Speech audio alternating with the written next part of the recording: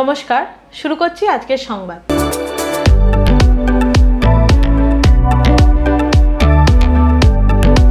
পশ্চিমবঙ্গ বিদ্যালয় পরিদর্শক সমিতি পূর্ব ও পশ্চিম বর্ধমান জেলা শাখার ৪৪তম দ্বিবার্ষিক জেলা সম্মেলন বর্ধমান পান্থশালায় অনুষ্ঠিত হলো। এই সম্মেলনের উদ্বোধন করেন রাজ্যের মন্ত্রী স্বপন দেবনাথ। উপস্থিত ছিলেন সাংসদ শর্মিলা সরকার, বর্ধমান পৌরসভার চেয়ারম্যান পরেশ চন্দ্র সরকার, বর্ধমান দক্ষিণ বিধানসভা কেন্দ্রের বিধায়ক খোকন দাস, জেলা প্রাথমিক বিদ্যালয় সংসদের সভাপতি তথা মেমারির বিধায়ক মধুসূদন ভট্টাচার্য প্রমুখ। ঈশ্বরচন্দ্র বিদ্যাসাগরের প্রতি আমার শ্রদ্ধা আমি নিবেদন করি। এই সংগঠন বিদ্যালয় পরিদর্শক, অতএব আমাদের সরকারি যে প্রকল্পগুলো আছে শিক্ষার ক্ষেত্রে, বিশেষ করে বাংলার মুখ্যমন্ত্রী মমতা বন্দ্যোপাধ্যায় প্রাথমিক, উচ্চ বিদ্যালয়, কলেজ, বিশ্ববিদ্যালয়, আপনারা স্কুল পরিদর্শক, স্বাগতিক স্কুলের পরিকাঠামো থেকে শুরু করে ছাত্রছাত্রীদের শিক্ষার মান উন্নয়ন থেকে শুরু করে শিক্ষার সুযোগ যাতে সকলে গ্রহণ করতে পারে, তার জন্য বাংলার মুখ্যমন্ত্রী মমতা বন্দ্যোপাধ্যায় বিভিন্ন প্রকল্পগুলো নিয়েছেন। এই প্রকল্পের বাস্তব রূপ দেওয়ার ক্ষেত্রে আপনারা বড় ভূমিকা পালন করেন, আমি নিজে এটা বুঝি অনুভব করি। এই সভায় সাংসদ শর্মিলা সরকার বলেন, আমি নিজে চিকিৎসা এবং শিক্ষা দুটো জগতের সঙ্গে যুক্ত। চিকিৎসক ছাত্রছাত্রীদের আমি পড়াশোনা করিয়েছি, ফলে শিক্ষক হিসেবে আমার কাজ করার অভিজ্ঞতা রয়েছে। আমি নিজেও একটি গ্রামের স্কুল থেকে পড়াশোনা করেছি, ফলে এই সমস্ত স্কুল সম্পর্কে আমার অভিজ্ঞতা রয়েছে। গ্রামের স্কুলগুলোতে যথেষ্টই ভালো পড়াশোনা হয়, কারণ আমরা যখন জয়েন্ট এন্ট্রান্সে চান্স পেয়েছি তখন আমরা মেডিকেল পড়তে গিয়ে দেখেছি সকলেই বাংলা মিডিয়াম থেকে এসেছি, প্রত্যেকেই গ্রামীণ এলাকার ছাত্রছাত্রী। ফলে গ্রাম বাংলার স্কুলগুলোতে পড়াশোনা যে ভালোভাবে হয় সে কথা অনস্বীকার্য। তবে সব দিক খতিয়ে দেখার জন্য জেলা বিদ্যালয় পরিদর্শকরাও রয়েছেন। তারা মহকুমা স্তরে যেমন আছেন, জেলা স্তরেও তেমন কাজ করেন। ফলে তাদের উপস্থিতিতে বিদ্যালয়গুলি যাতে আরো গুণগত মান বৃদ্ধি করতে পারে সেই দিকটা নজর দেওয়া প্রয়োজন বলে আমার মনে হয়। এ ব্যাপারে অভিভাবক ও ছাত্রছাত্রী সকলেরই সহযোগিতা প্রয়োজন। আমি বাংলা মিডিয়াম থেকে একদম গ্রামের একটা স্কুল অগ্রদীপ, আপনারা হয়তো জানেন অগ্রদীপ স্টেশনে যে স্কুলটা আছে সেই অগ্রদীপ ইউইউএম বিদ্যালয় থেকে আমি পাশ করেছি ক্লাস 10 পর্যন্ত। সুতরাং গ্রামের বিদ্যালয় বলতে কি বোঝায় বা কিরকম হয় সেটা সমস্তটাই আমি জানি। আমি গ্রামের মেয়ে, তো আপনাদের এখানে আসতে পেরে এবং পশ্চিমবঙ্গের যে বাংলা মিডিয়াম স্কুলগুলো আছে তাদের এখন সার্বিক অবস্থান কি বা কিরকম কিছুটা আমি জানতে পারলাম। তাতে আমার মনে হয় যে স্কুলগুলো ভালো চলছে, না হলে এইভাবে ভালো রেজাল্ট করা, জয়েন্ট এন্ট্রান্স বা আইআইটিতে এরকম র্যাঙ্ক করা কখনোই সম্ভব নয়। আমাদের সময়তেও তাই ছিল। আমাদের বেশিরভাগই বাংলা মিডিয়ামের স্কুল থেকেই আমরা যারা এসেছিলাম ডাক্তারি পড়তে, আমাদের ব্যাচের বেশিরভাগই তারাই ছিলাম। কিন্তু পরেশ চন্দ্র সরকার বলেন, আমি দীর্ঘদিন শিক্ষকতার পেশার সঙ্গে যুক্ত ছিলাম, ফলে শিক্ষকদের যে সমস্যা সেই বিষয়গুলি সম্পর্কে আমি অবহিত। শিক্ষক এবং স্কুল দুটোকেই সুন্দরভাবে পরিচালনা করার ক্ষেত্রে বিদ্যালয় পরিদর্শকদের একটা ভূমিকা থাকে। আমি আশা করি তারা সেই ভূমিকা যথাযথভাবে পালন করেন। তাদের সৎ অর্থ পদক্ষেপ আমাদের বিদ্যালয়কে সুন্দরভাবে পরিচালনা করার ক্ষেত্রে সহযোগিতা করবে।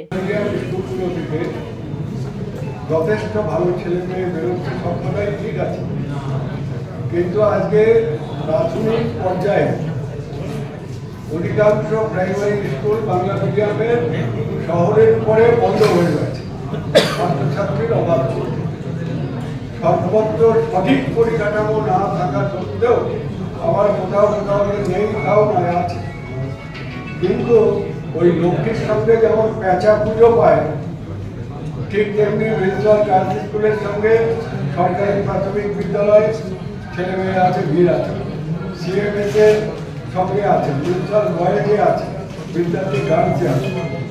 তাহলে সেকেন্ডারিটা যদি খুব উন্নত মানের ভালো স্কুল হয়, তার সঙ্গে প্রাথমিকটা অত্যন্ত ভালোভাবে চলে, কিন্তু বাকিগুলোর কি হবে? বিদ্যালয় পরিদর্শক সমিতির পক্ষ থেকে জানানো হয়, তাদের এই সম্মেলন এবছর 44তম বর্ষে পদার্পণ করেছে। প্রতি 2 বছর অন্তর এই সম্মেলন অনুষ্ঠিত হয়, যেখানে বিদ্যালয় পরিদর্শকরা মিলিত হয়ে পারস্পরিক মত বিনিময় করেন, তাদের বিভিন্ন সমস্যা এবং সুবিধা ও অসুবিধার কথা তুলে ধরেন। সেই মতো ভবিষ্যতে পথ চলার দিকগুলি নিয়ে এইসব সম্মেলন আলোচনা করা হয়। আমাদের আজকে মূলত আমরা বিদ্যালয় পরিদর্শকগণ আমরা যে কাজ করি আমাদের মূলত বিদ্যালয়গুলির সমস্ত পঠন পাঠন থেকে শুরু করে বিভিন্ন যে রাজ্য সরকারের যে স্কলারশিপ সমস্ত কিছুই আমাদের দেখভাল করতে হয়।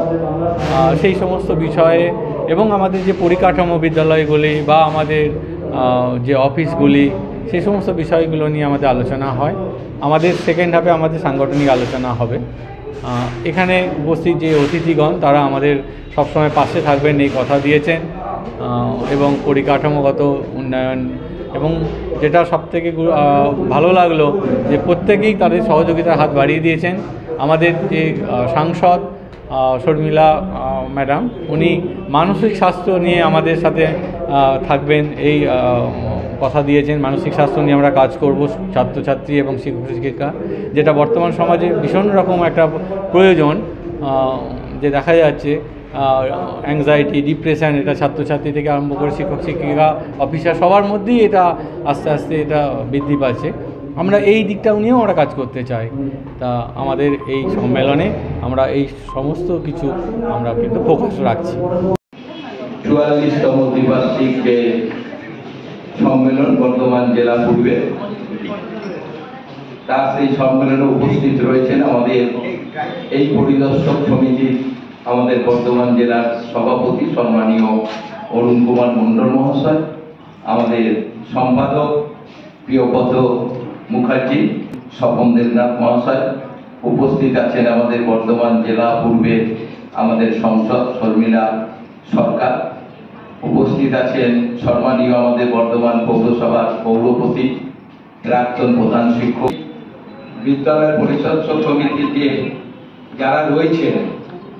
আমরা বিভিন্ন সময় থেকে এটা একটা প্রচুর গুরুত্বপূর্ণ একটা কাজ, যে কাজের মাধ্যমে স্বপনদা যে কথা বললেন যে স্কুলগুলো কিভাবে চলছে সেটা সঠিকভাবে কিন্তু আপনারাই দেখবেন, কারণ আপনাদের উপরই নির্ভর করে যে সেই স্কুলগুলো সঠিকভাবে চলছে কিনা।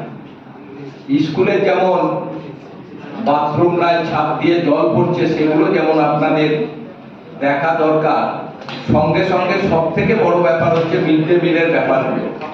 কারণ যেটা নিয়ে আপনারা জানেন যে আমাদের রাজ্য সরকার যখন গোটা ভারতবর্ষের মধ্যে এই সরকার সব থেকে ভালো চলছে, তখন আমাদের কেন্দ্রীয় সরকার বিভিন্নভাবে বিভিন্ন দিকগুলোকে তুলে ধরে আমাদের সরকারের বদনাম করার চেষ্টা করছে।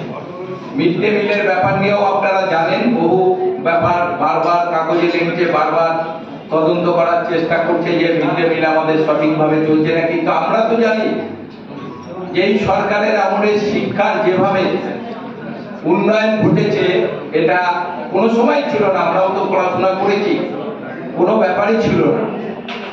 তাই আমি সবার কাছে অনুরোধ করব যে সবাইকে একসঙ্গে থেকে আমাদের রাজ্যের মাননীয় মুখ্যমন্ত্রীর সঙ্গে থেকে আমাদের বাংলাকে এগিয়ে নিয়ে যেতে হবে। যারা বাংলার ব্যাপারে বিভিন্নভাবে বিভিন্ন দিক